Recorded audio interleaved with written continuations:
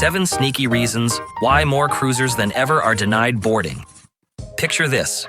You've spent thousands on your dream cruise, only to be turned away at the port. No refunds, no second chances, just heartbreak. And it's happening to thousands of cruisers right now. In this video, I'm exposing the top 7 shocking reasons cruisers are being denied boarding, including deadly mistakes you'd never see coming. Stay to the end because I left the most shocking till last.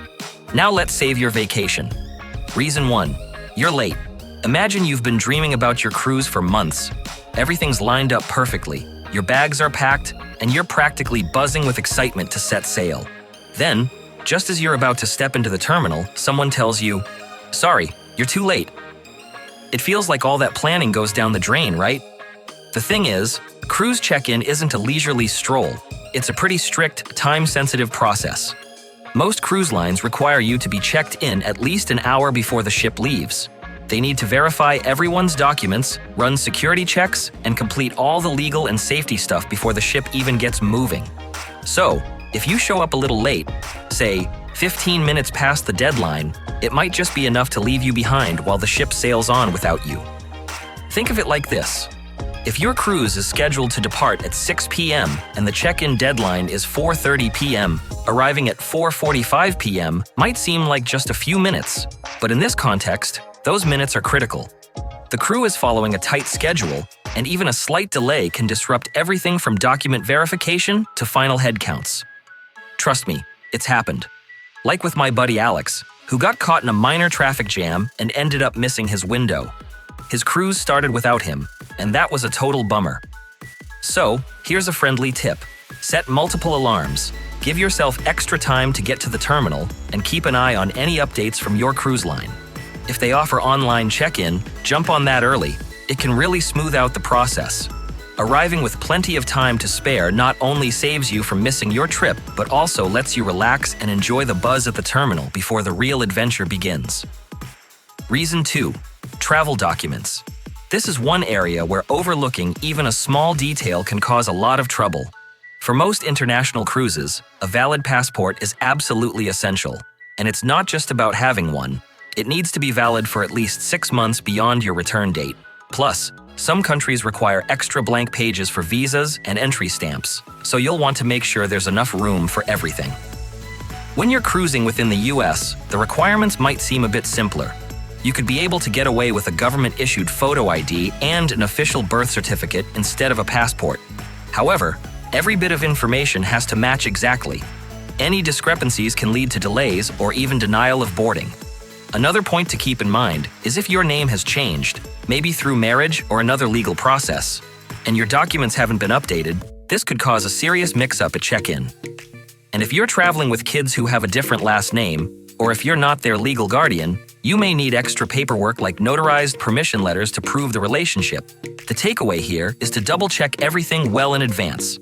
Verify your passport's expiry date, confirm that all the details on your identification documents are correct, and research the entry requirements for each destination on your cruise itinerary. Spending a little extra time on this now will save you from potential stress and delays when it's time to board. Once you've ensured all your documents are in order, you can focus on the fun parts of your trip instead of worrying about last-minute surprises at the terminal. Reason 3. Alright, let's move on to travel insurance. This one's pretty straightforward but easy to overlook. Some cruise lines now require you to have valid travel insurance to board, and that's not just a suggestion, it's a strict rule. The policy might need to cover medical emergencies, repatriation, and any unexpected incidents that could occur while you're out at sea. In some cases, especially on more remote or expedition cruises, they might even require a minimum coverage amount, sometimes in the millions. Even if your cruise doesn't make it mandatory, it's still a smart idea to have insurance. It's all about protecting yourself from unforeseen expenses. Whether it's a sudden illness or an emergency situation, having the right coverage means you won't be hit with a massive bill when you're far from home. Before you book your trip, take a moment to check the insurance requirements of your cruise line. And if it isn't required, consider purchasing a comprehensive policy anyway. It might seem like an extra expense, but trust me, it can save you a lot of trouble and stress down the line. Knowing you're covered lets you relax and truly enjoy your cruise without worrying about what might go wrong. Reason 4. You're pregnant. Alright, let's talk about another important point: being pregnant or traveling with an infant. Cruise lines have specific rules in place regarding pregnancy, and they're pretty strict about it. If you're expecting, most cruise lines won't allow you to board if you're 24 weeks or more into your pregnancy. Even if you're earlier than that, you might still need to bring a letter from your doctor or midwife confirming your due date and that you're fit to travel. These measures are in place because the medical facilities on board aren't designed to handle complications that might arise later in a pregnancy. Now, if you're planning on cruising with a little one, be aware that there are also age restrictions.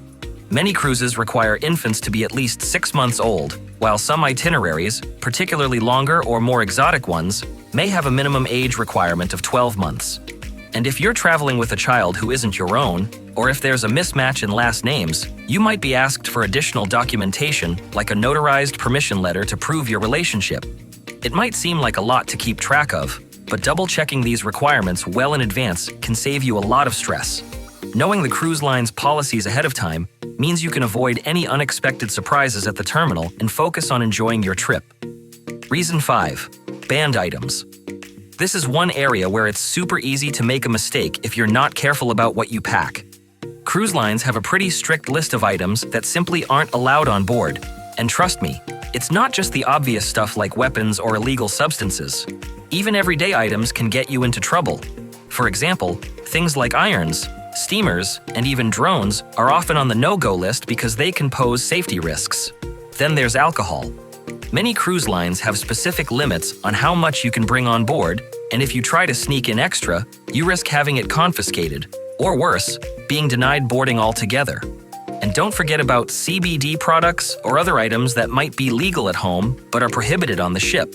The best approach here is to review your cruise line's banned items list before you pack. It might seem like extra work, but a quick check can save you from a lot of hassle at the terminal. That way, you'll avoid any awkward moments or delays and can focus on enjoying your cruise instead of worrying about your luggage. Reason 6. Bad behavior. Let's talk about unruly behavior. Cruise lines have to maintain a safe, pleasant environment for everyone on board, and that means they take disruptive behavior very seriously.